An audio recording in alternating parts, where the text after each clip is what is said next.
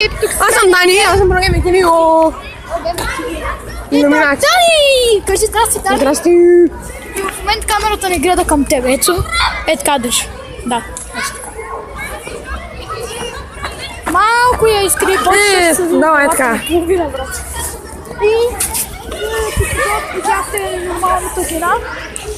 Я не знам, абсолютно всичко са илюминати. Да, бе. Човек казва, да кача видеото. Майче. Да, добре, да кача видеото, трябва да го кача. Където на момиче беше същински илюминат, говориш като илюминат и връщаш хиляди като илюминат. Направо време илюминати, там да се събират, да ги пресрещаме и да се събираме илюминати и половин час правим глупости. И сигурно половин час доказваше, че аз съм илюминат. Да, някъде толкова сто. Между частта ми се шича, но ни говореше по стъбите още, че той е илюминат. Аз си го знам това. Да, той го знае. Аз съм също съм илюминат. И там с... Той има 4 букви. Той има едно лице.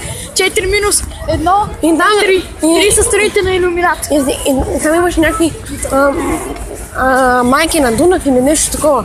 Майки на Дунав. Да. Айде, обе. Вие да събере по... Не, чакай.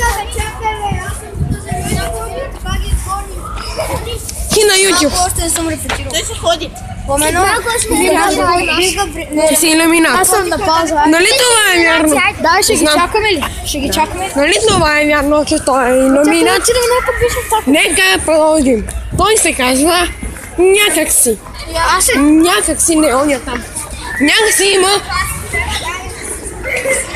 Има 9 букви. Има 7, 8, 9. Окей, давай. Има 9. Ако искате, спрете на пауза и ги пребройте колко има. Има някакси, има, може ми, 9 букви.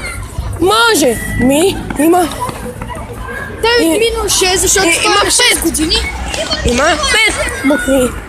9 минус 5 е равно на 4. Какво има 4 страни? Точно така, дупето на човека. Точно така, квадрат. Еми правоъгълник какво има, бе? 7 страни. Квадрат. Но какво е квадрата? Точно така, правоъгълник с равни страни. Но какво Квадрат има общо? 7, от 9 изводи 7. Но какво общо има правоъгълник с илюминати? Нека да помислим. От 9 изводи 7. 7 има в квадрат. Правоъгълници има навсякъде. Тази порта е направена от правоъгълници. Нали правоъгълниците са тайна конспирация? Нали знака на илюминатите е грешен? Нали знака на илюминатите всъщност е правоъгълник, а не триъгълник? Ще помислим. И илюмината в зелено, Илюмината в зелено дойде. Илюмината в зелено. Здравей, илюминат в зелено. Как си илюминат в зелено? Добре ли си илюминат в зелено? Здравейте. Знаете ли защо съм зелена? Именно, защото съм просветена. Илюминати. Но нека да се върнем към нашата тема. Нали всъщност знака на илюминати правоъгълник, а не триъгълник? Нека да помислим. Правоъгълник има навсякъде, само че има триъгълник. Къщите са правоъгълни, Но повечето. триъгълниците са триъгълни. Всички знаете, че илюминатите живеят в подземни къщи, които са правоъгълни. Дали това има нещо общо с Лего Спинджицу, където змиите Нали? са под... Нали това има нещо общо с Майнкрафт? Или с... Нека помислим. Майнкрафт е квадратно. Както казахме, квадрата е правоъгълник. Майнкрафт Може ли аз е да кажа, квадрат. мъкни ме майка ти да еба, искам аз нещо да кажа. В Лего Ниндзяго, когато заключват когато заключа змеевете, там има триъгълник с едно око под земята. Дали това е свързано с илюминатите? Или ние бъркаме? Или явно, че змеите под земята са нашите илюминати? Ще Не разберем мисля. в втората част.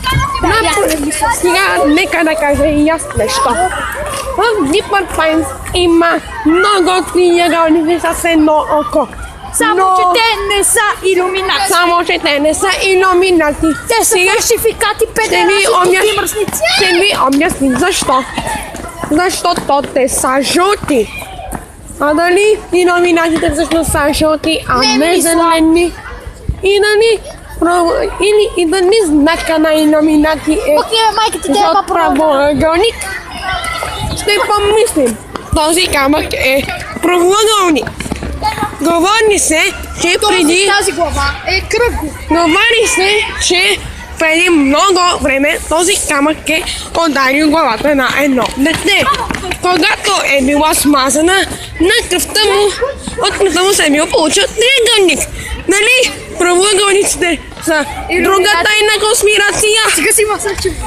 Нали правоъгълниците са друга тайна конспирация? Не мисля. Дали има две конспирации? Правоъгълниците са просто нарисувани създания. Не мисля. Нали има две конспирации, илюминати и триъгълници? Не мисля. Аз вярвам, че всичко, което говорим до сега е пълна измишлятина. Триъгълниците са илюминати, триъгълните имат. Илюминати. Но нека да помислим. Нека да помислим още Защо? малко. Но дали ромбът е свързан в тайно общество на илюминати, или той не се счита като такъв? Или дали и защо винаги, когато има ромб или триъгълник, вътре в него се крие квадрат? И много интересно още нещо. Ако сте добре с очите, може би ще видите на знака на илюминати черни правоъгълничета. Това е наистина много странно. Сякаш са заразени от вирусен правоъгълник. И това обяснява всичко, което говорихме до сега. Нали, приятели са? Нали, илюминати приятели с тайна конспирация?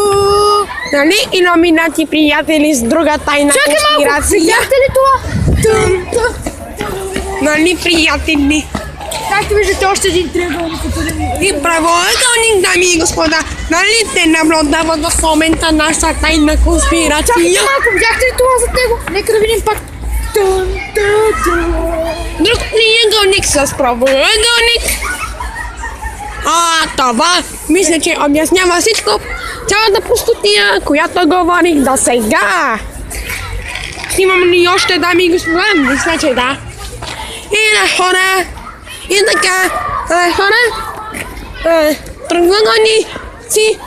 Приятели с триъгълници. Дали кръговете са тайна конспирация или не? дали кръговете също са тайна конспирация? Разберем в следващия епизод. Нали всички фигури притежават тайна конспирация? Ще разберем. Ще помислим И ще ви кажем в следващия епизод. и ще ви кажем. Илюминатски символи. И ще ви кажем на следващия епизод. Какво е това? Кръг. Какво има при него? Квадрат.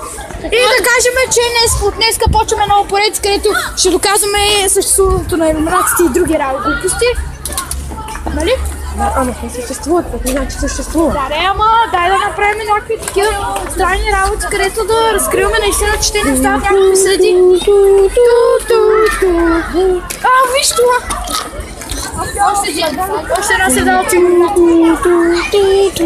Не, базикам си, това е просто смачкане. Смачкане. Но нали стъклото е илюминат?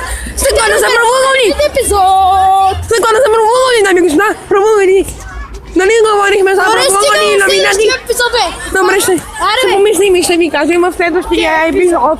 Чао! Чао!